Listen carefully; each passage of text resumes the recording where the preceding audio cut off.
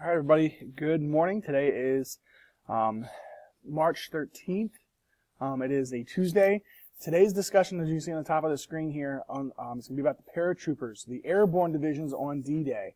Now, the one section of the paratroopers we're going to look at is from the 101st Airborne Division.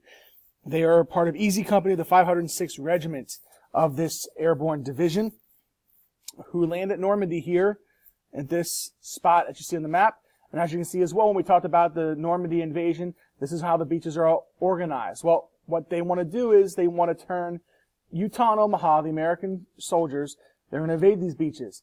The airborne division is, especially 101st, is to take these beaches right here, not these beaches, but this town of Carentan, because it makes pretty much a direct line of the two beaches that split up Utah and Omaha. They want to be able to turn this particular boundary into a pretty simple, not a barricade, but they want to eliminate the barricade that the Germans are setting up here, that are creating Utah and Omaha. They want to turn this into one continuous beach. The soldiers will have this mission. They are supposed to memorize each of these operations. All right. I have some videos on these that you can see on my Canvas page. If you go to online, you go to the World War II section, you can kind of see at the very bottom. You can keep adding videos here. Scroll down, scroll down, scroll down. You see the 13th. You're watching the video right now, but from today's discussions, you can see the preparations. This is like a 2-minute clip of video that go into how they figure out Normandy is the target. Plus, it's also the briefing that each of the soldiers gets. Finally, what I do show is the flight and the jump, the flight across the channel and the jump into Normandy for these soldiers. I have both these scenes up here from the Band of Brothers series. To give you some detail about what these soldiers had to encounter, I have some readings here I want to kind of just speak to you, and you can follow along or you can take what you need to at this point, but there's nothing you really need to write here, but I just want to make sure you have what the students that were in class today have to help you out. All right? So I have, from May 9th to the 12th, the 101st held its dress rehearsal for D-Day, which code name was Operation Eagle. The entire division participated. Easy Company used the same airfield it would use on D-Day, which was a pottery. Personnel and equipment were loaded into the same aircraft the company would use on the real thing. The takeoff, the drop, the assembly followed the plan as close to the letter as possible, including spending the same amount of time in flight. Climbing aboard the C-47s was difficult because of all the gear each man carried. Individuals were overloaded, following the age-old tendency of soldiers going into combat to attempt to be ready for every conceivable emergency. The vest and long drawers issued to each man were impregnated to ward off of possible chemical attack. It made them cumbersome. They stank. They itched. They kept body heat in and caused torments of sweat. The combat jacket and trousers were also treated. The men carried a pocket knife in the lapel of their blouses to be used to cut themselves out of their harness if they landed in a tree. In their baggy trousers, now this is where they get the gear from, so listen to all this gear they have to carry. In their baggy trousers pockets, they had a spoon, razor, socks, cleaning patches, flashlight, maps, a 3-day supply of K-rations, an emergency rations package, which included 4 chocolate bars, a pack of charms, powdered coffee, sugar, and matches. They also included ammunition, a compass, 2 fragmentation grenades, an anti-tank mine, a smoke grenade, a gammon bomb, which was a 2-pound plastic explosive used for destroying tanks, or at least removing the tracks of tanks. They also had cigarettes, which were given at 2 cartons per man. The soldier topped the uniform with a webbing belt and braces, which included a .45 Colt pistol, which was standard for non-commissioned officers and officers alike. Many privates had to get their own, which many did. They were also given a water canteen, a shovel, a first aid kit, and bayonet. Over all of this gear went the soldier's parachute harness, his main parachute in its backpack, and a reserve parachute hooked on the front. A gas mask was strapped to his left leg and a jump knife bayonet to his right. Across his chest, the soldier slung his musket bag with the spare underwear and ammunition, and in some cases TNT sticks, along with his broken down rifle or machine gun or mortar diagonally up and down across his front under his reserve chute pack, leaving both hands free to handle the risers of his parachute. Over everything, he wore his Mae West life jacket and finally put on his helmet. Some of these soldiers, this is kind of done with the reading, some of these soldiers also, they believed that these sections, at least this gear, probably weighed as much as they did. They doubled their weight with all this gear that they carried.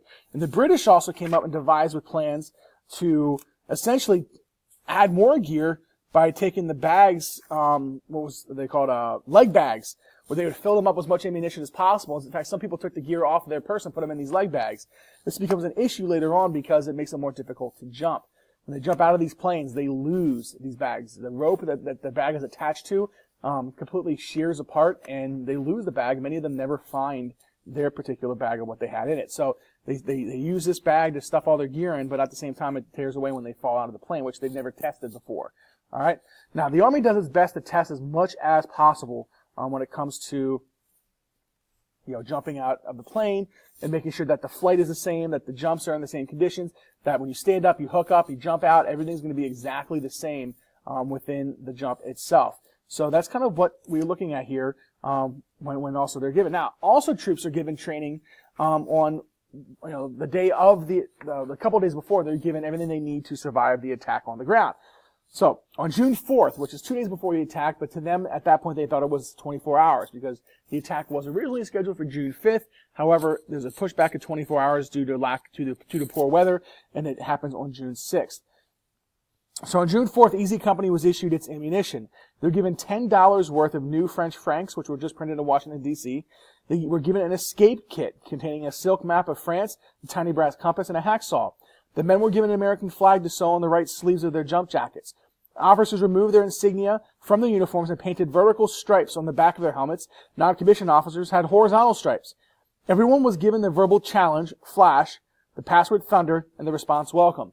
Now this password, I'm going to stop from the reading, but this password was very, very, important to the soldiers in urban combat, because you're going around street corners, you don't know who's there, you hear rumbling of soldiers, you don't want to be Nazis, you scream flash real loud, and if the person is American, they'll say thunder, and they say come right on in. All right. They were also given a small metal dime store cricket, probably about the size of a thumb, and this cricket was supposed to help alternate identification, specifically in more rural areas. If you're in a rural field, you see somebody, and you want to try to mimic the sounds of nature as much as possible, you're given a clicker. And this clicker, or cricket, makes a distinct cricket sound. It goes like this. All right. Well, when you're a soldier out there and you see somebody that you're not sure if is American, and especially at nighttime when it's pitch black, you want to be sure it's them. You'll give the click of the clicker once, and then the other person will get their clicker out and give it twice, which is to help them identify each other throughout. Now, many of the men also spent most of the days leading up to the jump cleaning their weapons, checking their gear. They did this over and over and over again. Many of them did this as a nervous tick. I mean, they were able to take this and were able to become really prepared in that way. Many men also shaved their heads or created mohawk haircuts. Some of these soldiers, cut the hair for 15 cents per man. One of the colonels came around and gave them some intelligence, saying that the Germans told the French civilians that were in Normandy, in the French area, that they were going to be invaded by American paratroopers. The Germans, using propaganda, told the French civilians that these paratroopers are nothing more than convicted felons, as well as psychopaths, which were easily recognized by the fact that they had their heads shaved. So it's kind of ironic that they started shaving their heads, and they were very scared by the fact that this could be something that was could haunt them in terms of that these people were invading them. All right. So next we talk about is the jumping out of the planes aspect of this. Now it's important to note.